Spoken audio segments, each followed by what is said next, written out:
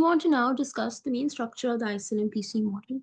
We know through the LM curve, the central bank sets the rate interest rate, R is equal to R bar. And then through the IS curve, the rate interest rate is what influences output.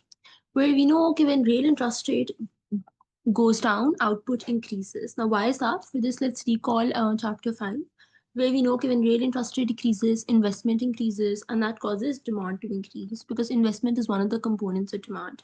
And then we know in a goods market model, the demand schedule shifts upwards, and that increases output through the multiplier effect.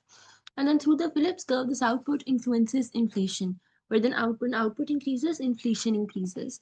Why? Again, let's go back to chapters 6 and sorry, chapter 7 and 8, where we know when output increases, employment goes up, and that causes the unemployment rate to go down for a given labor force. And when unemployment rate goes down, we know from our WSPS model that workers' bargaining power increases because now firms have a smaller pool of workers to choose from, right? So their bargaining power increases, and then W increases from, and that causes workers to demand higher wages. So W increases from WS, which causes an increase in cost of production, and that increases the price from the PS, the price setting curve, and that causes an increase in inflation, right? So we can see from here the basic structure of ISLM PC model is that through the LM curve, the central bank sets the rate interest rate, and then that through the IS curve influences output, and then that output through the Phillips curve influences inflation.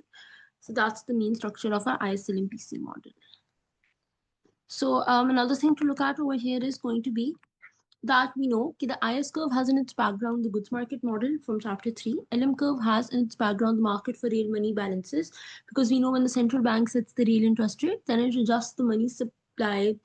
So the central bank, when it sets the interest rate, then it adjusts the money supply to ensure that interest rate is so to ensure that it maintains money market equilibrium at that target interest rate. And then we know the Phillips curve has in its background the WSPS model. So basically the idea is that all of these models that each of these curves have in the background will explain their slope and as well as shifts in those curves, something that has been done in detail already.